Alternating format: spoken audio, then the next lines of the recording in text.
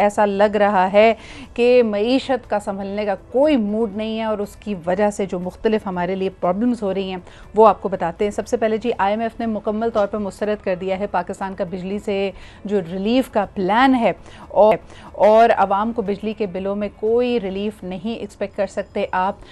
एक और प्लान मांगा गया है। अच्छा, फिर इसमें वही एक लकूना जो आता है, IMF को इस बात पे एतराज़ है कि पाकिस्तान में इतनी बड़ी मद में बिजली की चोरी क्यों की जाती है और हुकूमत इन लाइन और डिस्ट्रीब्यूशन लॉसेस को कंट्रोल करने में क्यों नाकाम है। यानी तकरीबन हम देखते हैं कि 250 अरब की बिजली पाकिस्तान में सालाना चोरी की जाती है और पिछले 16 माह जिसमें हम PDM का सेटअप देखते हैं यही सूरत हाल थी।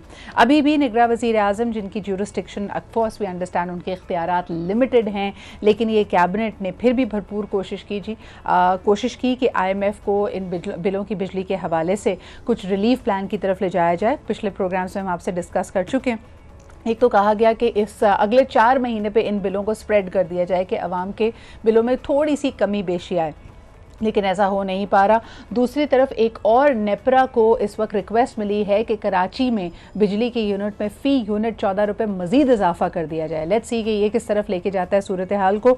डिस्कोस की अगर बात की जाए, लॉन्ग टर्म प्लान यही है कि इसको प्राइवेटाइज़ किया जाए, लेकिन इस वक्त IMF का हुकूमत की तरफ से दिए जाने वाले अवाम को बिजली के बिलों में रिलीफ के प्लान के बारे में वो क्या कहते हैं। Let's take a look at this in this report.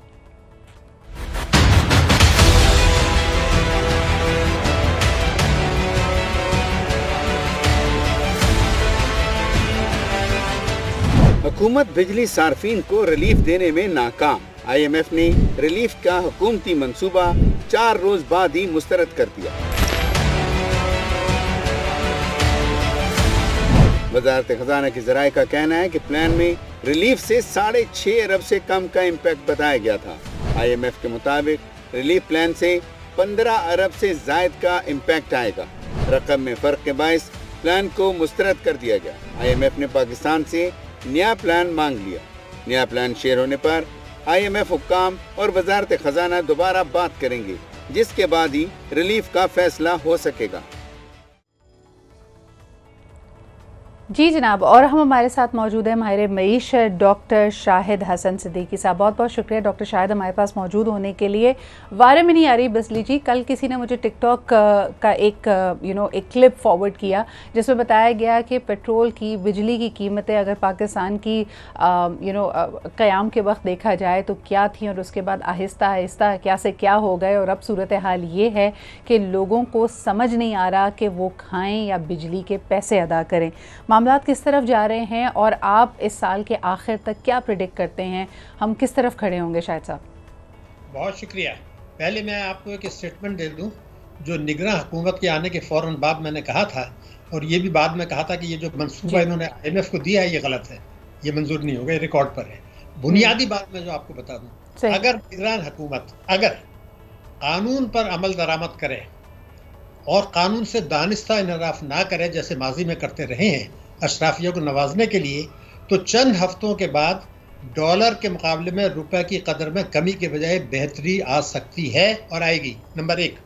और बिजली के नरखों में और पेट्रोलियम मसनूआत के नरखों में इजाफे के बजाय कमी हो सकती है। शर्त सिर्फ एक है, जो इख्तियारात कानून के तहत इस हुकूमत को हासिल हैं, निगरान हुकूमत को, वो उस पर इस्तेमाल करें और उससे इनहराफ ना करें। बदकिस्मती से हमारी निगरान हुकूमत भी माजी की तमाम हुकूमतों की तरह अशराफिया के ज़ेर असर है और वो कानूनी जो इख्तियारात हैं उससे बदस्तूर इनराफ कर रही है।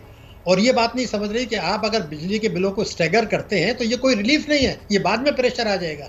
दूसरा ये कि जब तक डॉलर के मुकाबले में रुपए की कदर गिर रही है, हर चीज़ महंगी होगी, आपकी इंपोर्ट भी महंगी होगी, बिजली भी महंगी होगी, पेट्रोल भी महंगा होगा, यानी रुपए की कदर को कंट्रोल करना। फॉरेक्स को ये जो डॉलराइजेशन है उसको रोकने में नाकाम क्यों नज़र आ रहे हैं? यानी बेहतरीन आपके सामने है, पहले यही बात कहकर PDM बरसरे इक़्तिदार आई, उन्होंने कहा कि जी नो कॉन्फिडेंस मूवमेंट इसी हवाले से है क्योंकि मईशत को हम बेहतर संभाल सकते हैं। 16 माह के एक्सपेरिमेंट के बाद अब निगरान हुकूमत में भी हम देखते हैं कि एक बहुत ही काबिल कैबिनेट है, डॉक्टर शमशाद अख्तर साहिबा दी हेल्म ऑफ अफेयर्स हैं, इसके बावजूद ये जो डॉलर की ऊंची उड़ान है इसको रोक क्यों नहीं पा रहे हम? बिल्कुल इरादा भी नहीं है। मैं आपको देखिए, 2 के इक़दाम अगर करने हैं जो मैंने आपको बता दिए, ये तमाम मसले हल हो जाएंगे आर्जी तौर पर। लेकिन क्या करना चाहते हैं आप? देखिए, पहला, آپ اگر 14 جون 19 کا بزنس ریکارڈر نکال لیں، قانونی پوزیشن چھپی ہے ایف بی آر کی طرف سے، قانونی پوزیشن بہت بڑی، اور وہ یہ تھی کہ جو ٹیکس ایمنسٹی اسکیم دی گئی تھی عمران خان صاحب نے، اس میں قانون تھا کہ جو لوگ اثاثے ملک کے اندر چوری کے پیسے کے ہیں، حکومت کی کنٹرول میں ہیں اور ان کی تفصیلات بھی حکومت کے پاس ہیں، صرف ان سے قانون کے مطابق واجبات ہم وصول کر لیں۔ قانون یہ تھا کہ ان کو 7 سال کے لیے جیل بھیجا جائے گا اور ان کے اثاثے اور جائیدادیں ضبط کر لی جائیں گی۔ بہت بڑا اشتہار ہے 14 جون 2019 کا، اور یہ قانون بنا تھا۔ لیکن 41 لاکھ آدمی کی فہرست حکومت کے پاس ہے۔ میں نے جب اس پر ریسرچ کی، اور اگر حکومت چاہے تو چند مہینے میں 1100 ارب روپیہ ان چوروں سے وصول کر سکتی ہے جس کے اثاثے حکومت کے کنٹرول میں ضبط نہ کریں۔ مثلا ایک آدمی کے اکاؤنٹ میں 3 کروڑ روپیہ پڑا ہے چوری کا، اس نے ٹیکس نہیں دیا، آپ اس کو نان فائلر ڈکلیئر کر رہے ہیں تو اس سے ٹیکس کیوں نہیں لے لیتے؟ اگر 2 کروڑ روپے قومی بچت میں رکھا ہوا ہے تو اس سے آپ کہتے ہیں جی ہم آپ کو پروفٹ پہ ٹیکس زیادہ لے لیں گے، تو وہ تو فائدہ ہو رہا ہے اس کو۔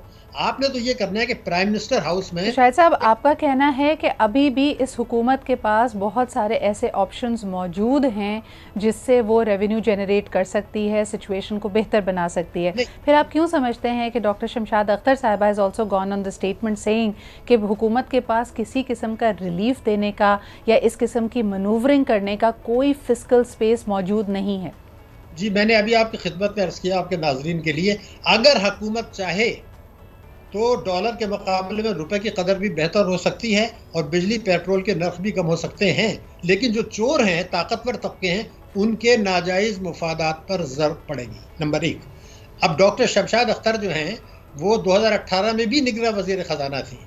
آپ ذرا یکم جولائی کا بزنس ریکارڈر نکال لیں، ہوا یہ تھا کہ جب وہ نگراں وزیر خزانہ تھیں اس وقت تو آئین کی شق 77 توڑی، انہوں نے آئین کی شق توڑی اور لوٹی ہوئی دولت کو جن لوگوں کی تھی ان کو توسیع دینے کے لیے قانون میں راتوں رات تبدیلی کرائی۔ 12 بجے کا ٹائم تھا، 30 جون ایمنسٹی ختم ہو رہی تھی، راتوں رات وہ منظور ہوا، اور جو ہے وہ کیبنٹ سے ان کی سمری تھی، ان کے دستخطوں سے، اور وہ آ گیا کہ جی ٹیکس ایمنسٹی میں ہم نے توسیع کر دی۔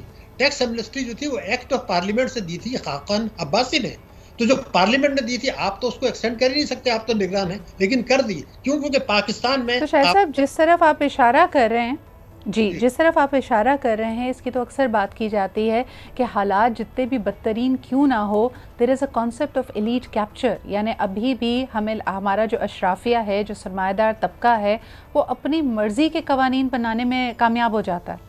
نہیں، نمبر 1 قانون توڑنے میں، قانون سے انحراف کرنے میں، آئین توڑنے میں اور قانون کو بدلنے میں، تینوں میں کامیاب ہوتا ہے۔ اس کا ایک ثبوت میں آپ کو پیش کرتا ہوں۔ مالی سال 2022 اور مالی سال 2023 جو 2 سال گزرے ہیں، کئی لحاظ سے یہ پاکستان کی تاریخ کی معیشت کی بدترین کارکردگی پاکستان کی تاریخ کی، اور میں ریکارڈ پر ہے، آپ سب کو پتا ہے یہ بات، کوئی خفیہ نہیں ہے۔ انہی 2 برسوں میں دولت مند لوگوں نے جتنا منافع کمایا وہ پاکستان کی 76 سالہ تاریخ میں نہیں کمایا۔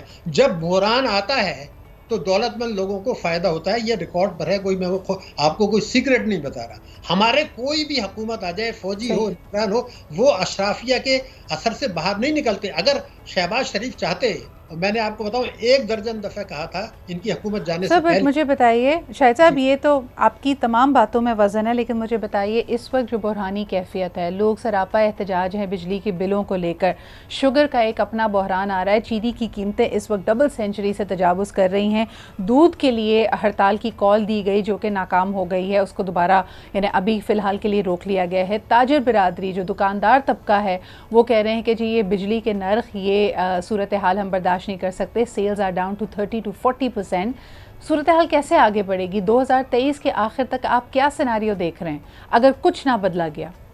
نہیں بدلیں یا نہیں بدلیں، میں آپ کو یہ بتا دیتا ہوں کہ نمبر 1 تجارت امپورٹس بڑھیں گی، تجارتی خسارہ بڑھے گا، کرنٹ اکاؤنٹ ڈیفیسٹ جو ہے وہ بڑھے گا، معیشت کی شرح نمو سست رہے گی، ڈالر کے مقابلے میں روپے کی قدر گرے گی، سرمایہ کا فرار تیز ہوگا، اور جو توقعات حکومت اور اسٹیٹ بینک نے افراط زر مہنگائی کے متعلق کہی ہیں، میں پوری ذمہ داری سے 4-5 باتیں تو بتائی ہیں، وہ مہنگائی اس سے زیادہ رہے گی اور خطے کے ملکوں کے مقابلے میں بھی زیادہ رہے گی، اور شرح نمو سست رہے گی، غریب اور امیر کا فرق بڑھے گا اور بے روزگاری بڑھے گی۔ یہ بالکل واضح ہے، حکومت کو پتہ ہے، اداروں کو پتہ ہے جو میں بات کر رہا ہوں، کوئی نہیں، یہ آپ کے سامنے۔ ویری انٹرسٹنگ شاہد صاحب، پھر بالکل آپ صحیح کہہ رہے ہیں. ایز اے ماہر معیشت آپ کے اکانومسٹ کے طور پہ تجزیے سے اس وقت آپ سے کوئی انکار نہیں کر سکتا, لیکن مجھے بتائیے کہ ہمارے اداروں کی اعلیٰ قیادت کی آن ریکرڈ سٹیٹمنٹ یہ ہے کہ پاکستان کے مشکل کے دن ختم ہونے جا رہے ہیں, پاکستان خطے کی یعنی مضبوط ترین اکانومیز بلکہ دنیا کی ٹاپ 10 اکانومیز میں شمار ہونے والا ہے. تو یہ کون سا رستہ ہے جو آپ کو اور مجھے بھی دکھائی نہیں دے رہا, لیکن بہرحال اس کی نوید ہمارے اعلیٰ قیادت کے پاس موجود ہے, اس پہ آپ کیا کہیں گے؟ یہ میرے 1 درجن تحریریں اور بیانات ہیں کہ 2075 تک جی پاکستان وہ جو OECD ممالک ہیں ان کے برابر نہیں پہنچے گا. یہ 2008 میں بھی یہ بات, اس سے پہلے آپ کو یاد ہوگا ایشین ٹائیگر کی باتیں ہوا کرتی تھی, اب ہم اس سے جو ہے نا پیچھے ہٹ گئے. جی بالکل. اب 10ویں کی بات آپ چھوڑ دیں, میں یہ لوگوں کو پتہ نہیں, ہم آج 48ویں معیشت ہیں. ہم 41 میں تھے, 41 سے 48 آئے ہیں, 18 سے اب تک. بھارت جو ہے وہ 7 سے 5 آ گیا, بنگلہ دیش 46 سے 41 پر آ گیا, ہم 41 سے 48 پر آ گئے. گروتھ ریٹ ہمارا اگر 8% کا نہیں رہتا تو ہم کچھ بھی نہیں کر سکتے. ہمارا اوسط گروتھ ریٹ رہتا ہے 4.5%. تو ہم یہ جو سیاسی بیانات آپ کچھ کر لیں, میں ایک بات مانتا ہوں کہ جو پاکستان کے پاس کیپیسٹی ہے, استعداد ہے, جو ہمارا محل وقوع ہے, جو ہمارے پاس قدرتی وسائل ہیں, اگر ان کا دانستہ بہترین استعمال کیا جائے تو سب کچھ ممکن ہو سکتا ہے. آج آپ بات کرتے ہیں جی 4000 ارب ڈالر کے ذخائر جو ہیں معدنی بلوچستان میں ہیں, لیکن وہاں تو یہ کہا جا رہا ہے پاکستان دشمن قوت ہے کہ جی 75 سال ہو گئے, یہ تو کبھی نہیں ہوا. بات یہ کہ ہمارے پاس سب کچھ ہے, لیکن کیا ہم اشرافیہ کی معیشت سے پیچھا چھڑا سکتے ہیں؟ کیا ہم قانون توڑنا بند کر سکتے ہیں ان کو دینے کے لیے؟ اس کے لیے سیاسی بیانات دینا کچھ نہیں ہے. میں آپ کو پھر کہہ رہا ہوں 2000 اور یہ بات اسٹیٹ بینک کو بھی پتہ ہے, حکومت کو بھی پتہ ہے کہ 2075 تک بھی موجودہ حالات میں کوئی سوال نہیں پیدا ہوتا کہ ہم جو ہے نا وہ 10ویں کیا 20ویں معیشت بھی ہم نہیں آئیں گے. بالکل, لیکن میری خواہش یہی ہے جو آپ ہیں. بہت بہت شکریہ ڈاکٹر.